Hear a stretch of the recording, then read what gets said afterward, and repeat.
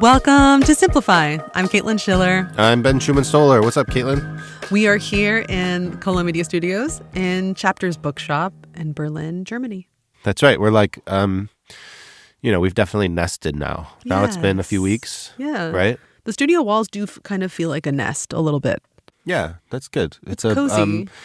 What do we got today? We have Christabel Mintah-Galloway. We do. We have Christabel Mintah-Galloway, who, I will just say for the record, when you and I decided that we would take Simplify Independent, she was the first person I reached out to. Yeah, cool. Why? What did you like about her work? I first encountered Christabel on Instagram because unlike, I guess, pretty much every other episode of Simplify we've done, Christabel does not have a book yet. Not a book. Not a read, I'm teaching you a lesson. This is the explicit lesson of the nonfiction book. She has a relational skills workbook. Yeah. And she does courses, but she doesn't have a book yet. She should. Well, we did have the idea that a book, not everyone needs a book to be a thinker, to be somebody that we want to hear from. Right. Yeah, which is what I think is so great about being independent now. We don't have to tie ourselves explicitly to people who already have books. But Sure. I feel very certain she will have a book in the future, and you should go out and grab it as soon as she does. But Christabel teaches relational skills. I really responded to her work because she's just so fucking real. And I really felt like there was a genuine, real person speaking to me from the other side of the internet. I don't think she doesn't have, there's just no artifice about her. She's very authentic. And the first post of hers that I saw was about basically, if you like somebody's work, pay them for it. Why is that so hard? Just do it. And I listened to her say that. It was a reel. And I went and I immediately bought her relational skills workbook. And I was not sorry I did, because I thought, well, obviously, I really like her work. Of course I should pay her for it. Right. And she's right. She has put a tremendous amount of thought into this stuff over the years. She, as I said, she teaches relational skills, which to me, what they look like, at least in this conversation, I'd say the most important one is the skill of repair, which I don't think that we as Westerners, we as individualists, I don't think it's something we really know how to do or do very well. What does repair look like? It's not just an apology. It's something more than that. And we'll get into that in the interview later. If this was a book, how would it be positioned, toward people that don't know her work? I would say that this is a book, if it were a book, for people who want to really practice community, who want to, as she says, unlearn isolation and be in community with other people. And the thing that I think we are losing as Westerners, or maybe we never really had, and is especially difficult now because there are not these groups that people used to have. I think we talked about in one of our episodes, the Elks. Jane Borden episode. And yes, the Jane Borden episode. Even religious communities, we don't have the skills to have rupture and repair and effectively come back together post-friction. And this is something that Christabel had to learn for herself, and that she teaches very clearly and very eloquently. And it sounds simple, and it can be, but it's just not something we talk about a lot. Yeah. So I gravitated toward her because she was very authentic, and because I felt like she had a skill to teach that I know I not necessarily lack, because I think I'm decent at some aspects of repair, but I was just like, I know that I could do better at this, which is what Simplify is all about, right? We want to help things that seem kind of diffuse feel a little bit easier and clearer, and I think she can do this. What was her personal story? I mean, before we play the conversation, she references it, but you two don't go into it. So what was her journey, that, just so people have this context? She talks about how she has ancestral and experiential knowledge to give. So she was raised a Jehovah's Witness, but she left the church at 28, and she basically just set about figuring out her life on her own. Yes. Where before she could fall back on scripture to tell her what to do, now she suddenly had no rubric to balance that out against. She leaned into the people around her, being herself, being truthful, and daring to be truthful to the people she was in a relationship with, regardless of what her conditioning told her, how she was supposed to present truth, which is the thing that she and I talk about a lot. And And basically, she worked through this. She went to therapy. She practiced these muscles. She did her reps, basically, that she learned in therapy. And she did a ton of writing about it. She's been writing for years and years on the internet. Yeah, for sure. So let's play the interview. Before we get into it, we should remind everybody to check the show notes. We have a newsletter now where Caitlin's been writing some really cool stuff and sharing. And we've been able to also share things you can't get in audio and more access to how Caitlin and I work and the authors that we're working with. So join up, help us now that Simplify is independent. Keep growing. We really appreciate it. And for now, here is Caitlin with Christabel Mintah-Galloway. Hi, Christabel. Thanks so much for joining me today. Thank you. Thanks for having me, Caitlin. This is such a pleasure. Oh, really, the pleasure is all mine. I've been so excited about this. You have a podcast, Rich Queer Aunties. You write a Substack, but you are a relational skills teacher. But how do you like to identify yourself when you introduce yourself? Oh my gosh, I love that you said relational skills teacher, not an expert. That rankles when that happens because ultimately I'm a nurse, I'm a writer, I'm a storyteller, and I come to this work with ancestral knowledge and just experiential knowledge, not theory. And I think expert sometimes reads theory to me, but that's probably a personal bias. So more than anything else, I really love the idea of what does it look like to come home to self and therefore bring that self into relationships in a true way. So you teach relationality and you say you come to it with ancestral knowledge and your own background. What does relationality mean to you? Just demystify this a little bit. Yeah, at the core of it, we're relational beings. We, as much as, the modern world and technology and capitalism would have us convinced that we can function independent of others, nature, and the universe around us. The most tangible thing that comes up in my life as I've overcome so much is the people that that have helped me make that happen. And it, as much as even when I was deep in the throes of like, oh, therapy, it's just me and my therapist, I'm working on this stuff.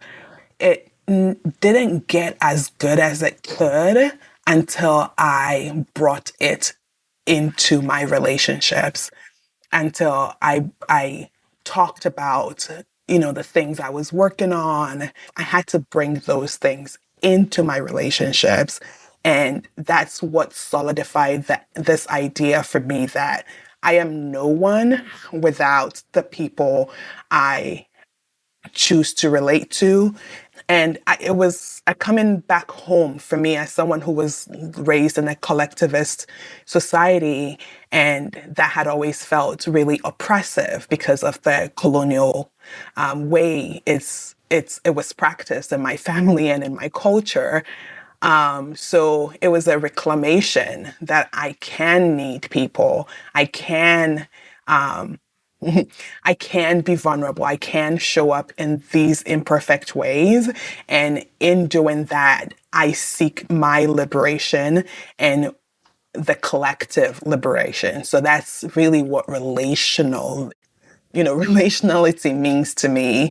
Mm-hmm. Yeah, I think it's when you grow up in a system in which you are told, and you do a lot of writing about this very, very eloquently, that you have to perform a certain way in order to be okay and to retain love and affection, and to be safe. What you don't learn is that safety comes from inside of you. And safety can't come from inside of you until you actually know who you are. And it sounds like that's something that you're really invested in teaching too. Yeah, safety definitely comes from within. And as people serve as mirrors to us. I talk about this all the time, how we don't see ourselves in many ways, just in a practical way. You have to look in a mirror to see yourself. You have to look in the camera to see yourself. But if you're in close partnership, for instance, someone is looking at you all the time, right? In a way that you're not looking at yourself. So I've found that, like, if I can figure out a way to harness that, even if it's just a tiny little bit of safety that I feel within me, how do I harness that to be in relationship with people that I find to be true mirrors? Because then I see even deeper. And in seeing deeper, that feeling of internal safety grows. So, to your point, yes, there is an element of needing to find that tiny nugget of internal safety. But to deepen it, to broaden it, to practicalize it, I had to have mirrors that I felt were true show me what I couldn't see. I've heard you say this phrase now, or this term, true mirror, a couple times, and it sounds like it's important. What does that mean to you, to be a true mirror? It means if I'm to be a true mirror to someone, I can answer from that perspective. Being a true mirror to someone to me means embodying the whole human experience, the way I come, the way I experience them, and daring to say it. So that might look like, if I am angry, I would express that I'm angry. If I am happy, if I'm joyful, if I am grieving, be it as a result of our relationship dynamic or other things in the world, that I can express that without filtering and trust that they can see that it comes from a place of truth. So it's really as simple as that for me. It means just daring to be truthful to the people I'm in relationship with. I think what you're talking about is a kind of confident authenticity, that you can show up and interact with the person across from you in a way that accurately reflects to them the impact that they are having on you, or that the world is having on you. And I think that's a thing that we're taught not to do very early on, in order to be pleasing, or in order to get paid more, or in order to be safe. It's really hard. And I think it's especially hard when we're dependent, or we have real things at stake, right? Where our survival is at stake.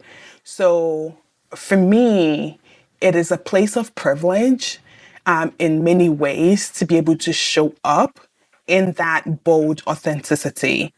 But I also think that because I have prioritized that as my true north, yeah, maybe I could be further along in my career if I wasn't so outspoken in meetings. And so I'm sure there are things that it's affected, but I'm not concerned with those things. There are relationships that have ended because of that. I'm not concerned, because the alternative is not an option for me. Yeah. I admire that you've got it. That's really, it's hard. And I think it also comes with, life experience. I was going to say it comes with age, but I guess it comes with life experience. So you could embody this when you're younger. I don't think I'm 40 now. I just turned 40 this year. And I don't think that I felt really comfortable to truly be myself and show up as a true mirror for people. I think I wanted to be a pleasing mirror for a long time. Mm. But I didn't really show up in the way that I feel to be true probably until 5 or 6 years ago. I think it took a lot of reps. It does take a lot of reps. I wanted to ask you, what are the primary skills of relationality? I guess that would they be the primary skills of being a true mirror? Is it the same thing? Yeah, in many ways. The ability to repair ruptures, right? The ability to set boundaries from a place of intersectional, like love for self and the other. The commitment to interdependence. A big thing I teach is repairing ruptures Yes, I because really wanted to talk to you about this. Yeah, I'm sorry to interrupt. I just wanted to say that I think it is a way under-taught skill. And when you see it being taught, it's kind of like surface level stuff about how to apologize the right way. But an apology is not repair. And repair, unless you take into account intersectionality and power dynamics, it's not real. So I think that your work is really around repair is really special. yeah. Oh, I do find repair special, like a really underutilized skill, as you name, and undertaught as well, because the systems that we live under benefit greatly when we don't learn how to repair. We are therefore scattered and dependent on empire to meet our needs because Ooh. we do not have dependable, trustworthy, committed relationships. There is a lot of suspicion that breeds when we, suspicion is bred, I think, when we don't repair. So rupture, if we agree on the basic premise that rupture is inevitable, it is woven into the very fabric of relationality, right? What then does it say when we don't put in as much effort as we can in learning to repair ruptures? So that's where my work starts. If this thing that is inevitable will exist in every relationship we ever have and exists within ourselves, right? We have internal ruptures. So then I think it is it is important to learn to sit with it, to grieve grieve when that comes up, and to repair. Repair does not equal reconciliation Mm. in and of itself. However, reconciliation cannot be reached without repair. And so that's my approach to teaching repair. What do you see people do after a rupture that looks like repair or they think is repair but isn't actually? A big one is they ignore it. They don't Mm. name it explicitly. Yeah. They move on. Mm-hmm. We're good. It's just okay. And sometimes the repair, because the rupture is not like a big massive blow up, Mm-hmm. it can be something as simple as just like you you were kind of annoyed that they showed up or that they always show up 15 minutes late. You're just slightly annoyed with it, right? You can probably let that go and not talk about it. And that's what people think. But depending on that person's relationship to time, over time, it can grow into deep resentment. Oh, yes. Been there. So ignoring that because that is a rupture, but Yeah. ignoring that, not naming it, even if you need to name it in a playful way, whatever the way it is, like you need to be firm about it, you need to, be curious, it has to come up. So ignoring ruptures, small ones, big ones, is a big way. Yeah. Is a big way people don't repair or think they're repairing. They just don't want to raise, like, my relationship with that person, we never fight. It's great. We're just great. We're besties. Okay. So that's one big way. Another big way you mentioned earlier is apologizing. I think apologizing can be a big way that people attempt repair, but if they don't know what they're apologizing for, what their behavior was, do they even agree with the assessment that an apology is needed? Is Does that reflection happen?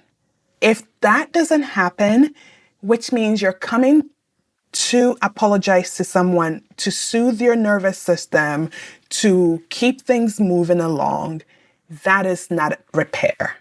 And I think what you said there is key. It's for you, it's not for them. Yes. You have to have a clear understanding. It doesn't mean you agree with them. In fact, I, I love this approach to apologizing where you can acknowledge someone's humanity. You can acknowledge someone's pain because you too have felt that pain, most likely, right? So that's just an acknowledgement and seeing someone. That's different from determining that, yes, you did do the thing that you're being told you did, and that you agree that you did it, and you don't want to do it again. So for an apology to be complete, you have to be clear. Do you even agree? And so if you don't agree, after you've acknowledged their humanity and their pain, how do you come to the table to say, I hear you and I don't agree? You know, it doesn't fit conventional ideas of how to render an apology perhaps, but it's the truest. And so if you're going for true, that's what it's going to look like. So I think those are the two big ways: ignoring and apologizing without truth. Yeah, I was just thinking that if you apologize without the reflection period and without saying where you're actually coming from, then that automatically precludes you from being a true mirror because you're not showing up as yourself, right? Yeah. Yeah. And it doesn't mean that, like, so you can reflect and say, I don't agree. It doesn't mean that you not agreeing is the objective truth. Maybe you don't even reflect to yourself well. So maybe you don't even know that this is something that you should work on or you might benefit from working on. And that too is true. So then the other person can make a determination about values alignment, right? If they're adamant that something you did was inappropriate and you determine within yourself that you don't find it inappropriate, that needs to come to the surface for both parties, for all parties involved. Yeah. That takes a lot of bravery, and I guess people avoid it because it's scary, because it might result in losing the relationship or it might result in losing face. Yeah. But I think that's also where the magic lies because you can, and I think that's where the reps come in. You can find those values aligned relationships faster. Not that speed is the goal, but just that you can just build relationships that are true. Yeah.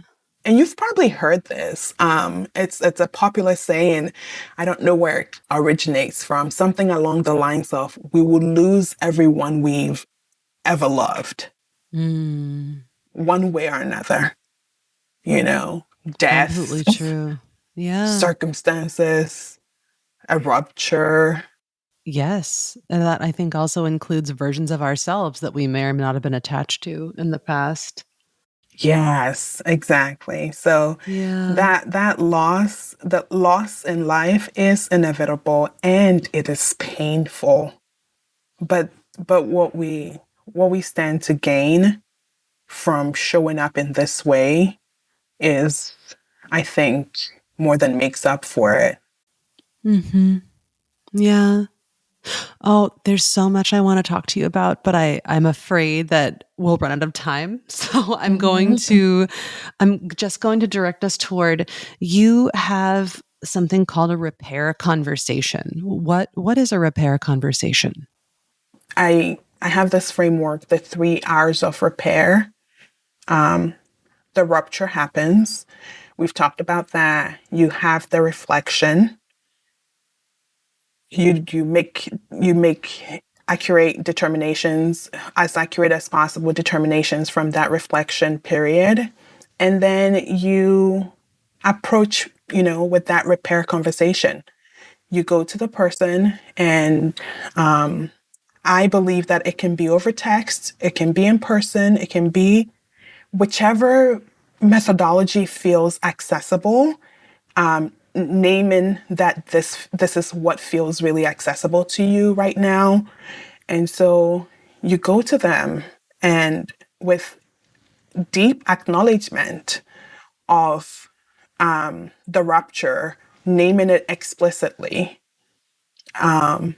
naming your part in it, naming your determination to proceed differently, and your desire to remain, if that is the desire, to remain in relationship with them.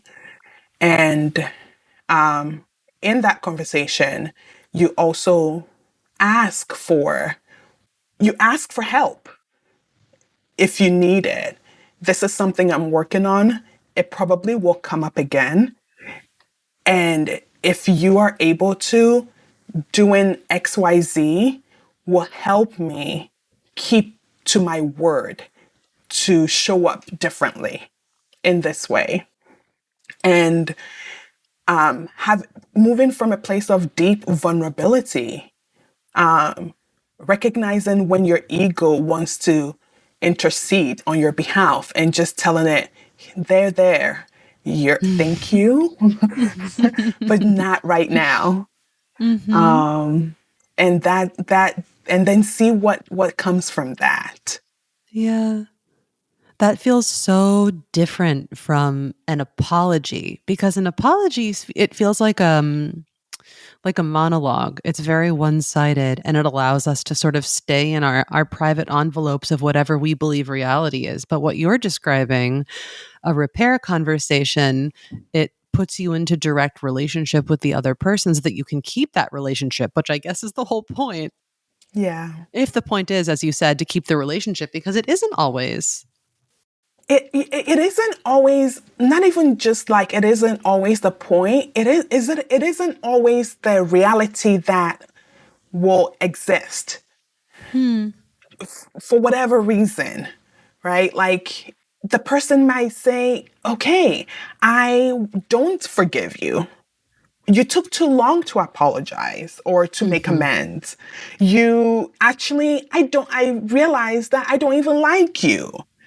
Right? Yeah. If they dare ever verbalize that, because people don't like to say they don't like people.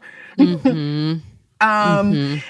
And so it might just be the eventuality, but at least you are doing your very best to show up with this practice because you have a determination to enact this practice because you realize that by doing that you're able to counter systems that would rather have us be divided and be separated and isolated from each other. Mm-hmm. It's bigger. It's a collective practice, regardless of the individual result, perhaps. Oh, I really wanted to speak with you about, I think, another, we have 5 minutes left, so this is obviously not going to happen. But one of the things, one of your Instagram posts that I sent to a few friends when I first started exploring your work was about rage and how it has a place. And I just, I don't know if you can talk about that a little bit in a way that feels contained. We don't have to touch on it if it's already too late. Yeah, no, rage as a response to injustice is so central to what we've talked about showing up from a place of truth. Because I believe that our true nature is love, which means injustice will rankle if we're in touch with our true nature. So when we see injustice being perpetrated, be it in our interpersonal relationships or otherwise, it brings up an emotion, anger. It can be expressed. It can feel rageful. It's never to be wielded against someone because we do not have, you know, emotional control or nervous system regulation or whatever you want to call that.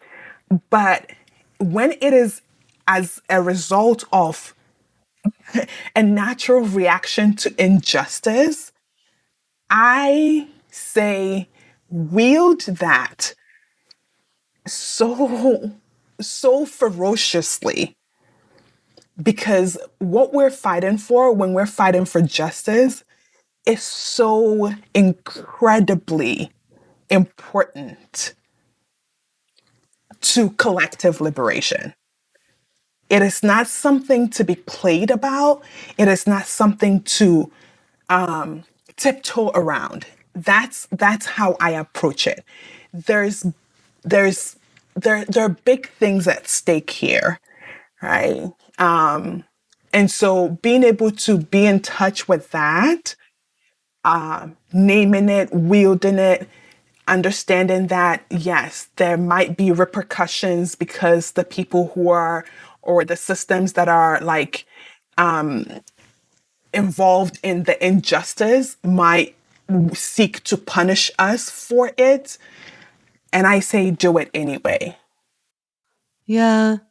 It strikes me that also when it's wielded when rage is wielded in a way that is a response to injustice, and you are being, as you said, a true mirror to someone, it's so respectful to other people to just show them who you really are and how you're feeling so that you can relate as actual human beings and not sacks of coping mechanisms that you've developed over the years. It's like I think about when I had this huge so the whole reason I was in therapy for 5 years slash I've been in therapy for like 10 years was my dad. And I finally called him to task. This was over Skype because I live very far away from my parents lived. And I say Skype, this was like 7 years ago. Yes, yes. I called him out on bad behavior and I said, get back over here where I'm not done talking to you. Oh What my can God, we I love that do? so much. Well, it took a lot of therapy. I said, I think at the time I think I was maybe 32. And I said, for 32 years, I have not had a relationship with my father. And I want to talk to you about what we can do so that we don't keep acting like this around each other. I, I believe that we can do better for each other. I love that. Thank you. Yeah, I really do love that. With my mom, even, similarly, I'm just like, dude, no, you will not.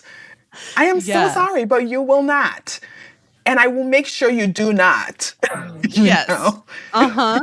We are past that point now. And if you think you are going to, I'm going to tell you again, you will not. Yeah. You will not. No, it's not. I love it. Like when we get to a point where we can be honest with our parents about what they will not do, I think that that's when you become an adult. I literally, I am a big fan of like Uh-huh. disobey them. And if they perceive it as disrespect, sounds like a personal problem, but disobey them. Yeah. Yeah. It sounds like you have a lot of experience with this with your mom too. I do. Um, Christabel, I want to respect your time and not take up too much of it, so I'm going to wrap up here. But I always like to ask at the end of a conversation if there were one thing that you wish people understood about relational skills a little bit better, or something you would love people to be able to work on, what would that be? Seek repair, not perfection. Mm. Apologize when you need to from a place of truth. Remember that while repair doesn't always mean reconciliation, there is no reconciliation without repair. Mm-hmm. And what matters is practicing from a place of accountability and truth. And you might not get it, you definitely will not get it right the first, second, third, fourth time. But with practice, with a commitment to this as the basis of liberation, both personally and collectively, it you can make headway. Yeah. And I think it matters so much when so many of us are overworked, underpaid, under-resourced. It is from this place that we can really, truly do it all together with a collective gain, you know. So that's really my dream for humanity and my wish and hope Yeah. as I do this work. It's so big, but it's so small at the same time, which is, it's a really interesting paradox to hold. All you're asking is turn toward each other instead of away. And it's such a small action, but it has such big results. Okay. And the last one that is very easy, I think, is just, so this is a book podcast, or it started as a book podcast nominally. And I just like to ask if there's anything that you've read lately that you loved. Oh my gosh, yes. Um, I knew you would have an answer. Care work. Oh, Um, oh. have you Mm-hmm. read it? No, but I've heard of it and it's on one of my many lists. I love that book. Care Work by Leah Lakshmi Piepsna Samarasinha Mm-hmm. opened my eyes to what it looks like to be in relationship with people of different abilities, especially when mental illness and you know, things like CPTSD are in the room.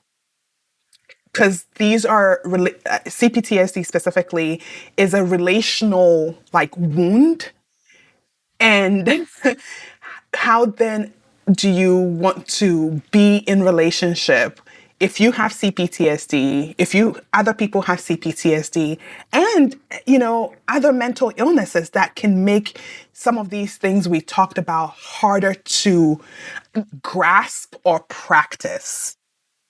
And it really humanized the work and it made me understand certain privileges I hold and also certain things that, have been hindrances for me. I don't know. It was such a great book in that way.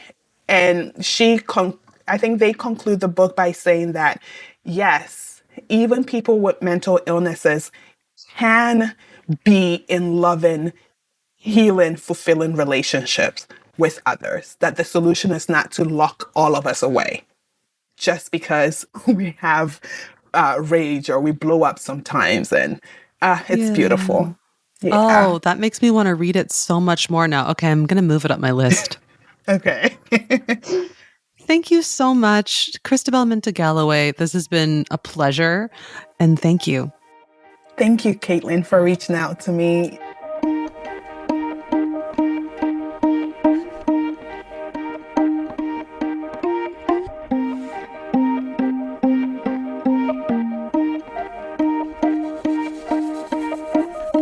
Welcome to the bookend, where we end with books. But before we talk about books that we're going to recommend, let's rehash some of the main concepts from this conversation you had with Christabel. Sure.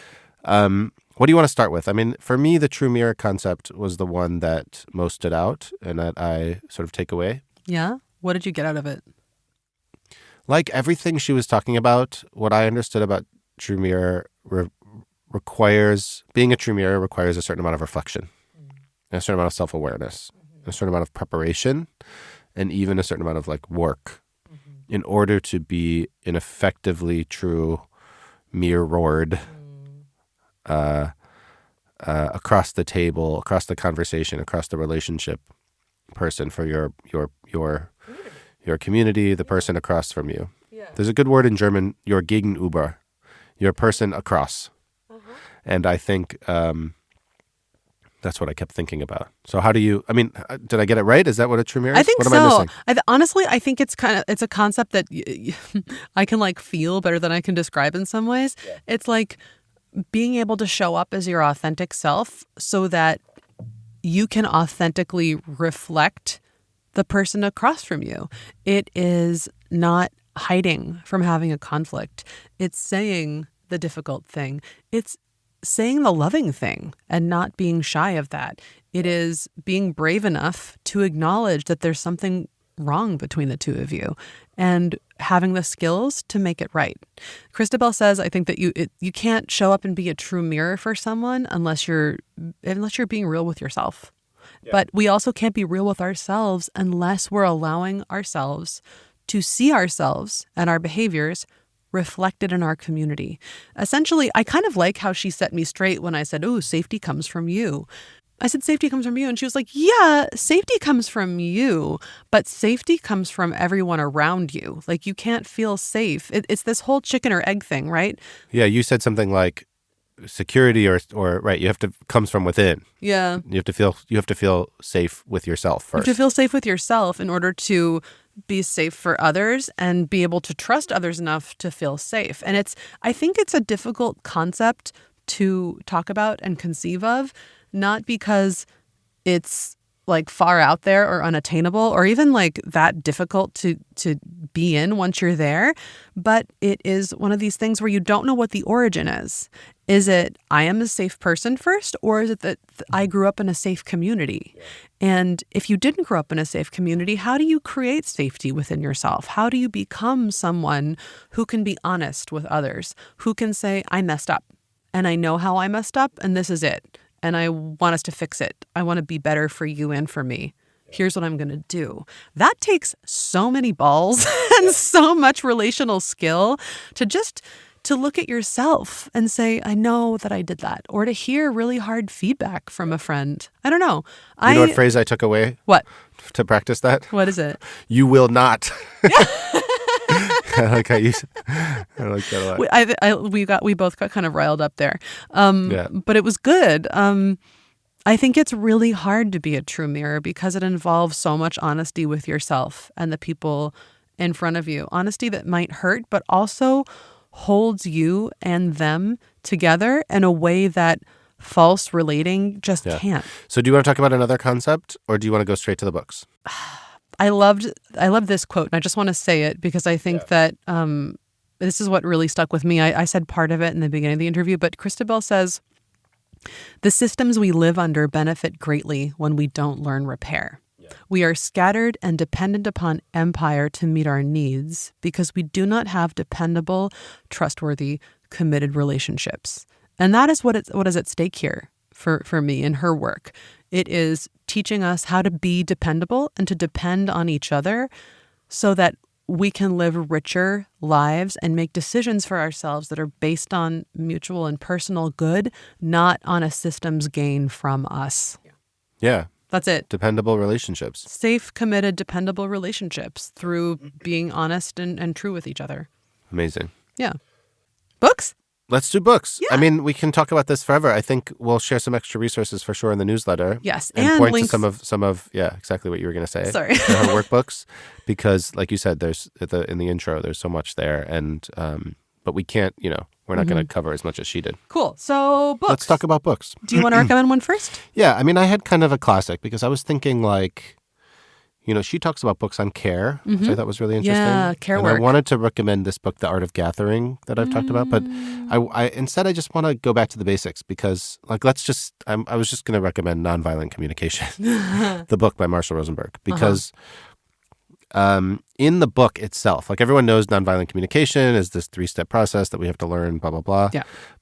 And it's great. But in the book, there's a lot of steps of reflection that happen before each communication step. And if you really take it very seriously, reflecting on what are my feelings or what is my need or what is my ask, and very slowly communicate that way, it starts to feel like what Christabel's asking for. This kind of work, this kind of honesty, this kind of directness, this kind of, like a process. Yeah. And it really reminded me of this, even though it's a very classic and kind of predictable recommendation. I think it's really important and really useful. Yeah. It's part of building that muscle. Yeah. That reflection muscle. Yeah. Cool. Yeah. And it's not easy.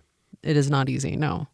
I think it comes from, it's hard to build that muscle until you have really taken on board for yourself that messing up is okay. Yeah. And that is another thing that I think it just takes time and experience to learn. Yeah. So what did you bring? What's your recommendation? Okay. This is a book that was published in 2020. It is called The Weirdest People in the World. It's by Joseph Henrich. Have you heard of this before? Mm-mm. Okay. If you identify yourself by your profession first or achievements first, or you work really hard at your own unique individual attributes, but don't really identify yourself as being part of a family or a network, you might be weird.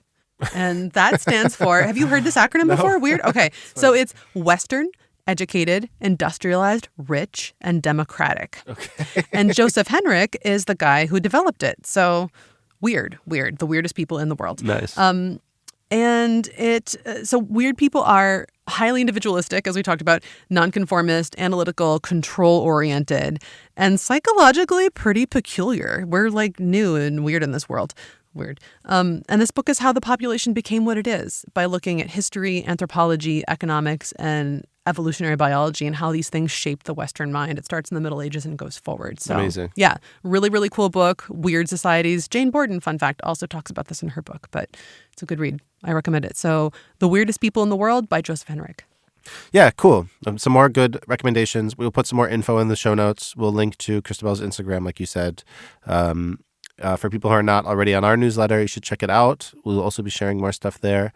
And otherwise, we're loving our new cadence. So we'll see everybody in just a couple weeks. All right. You want to take us home? Let's do it.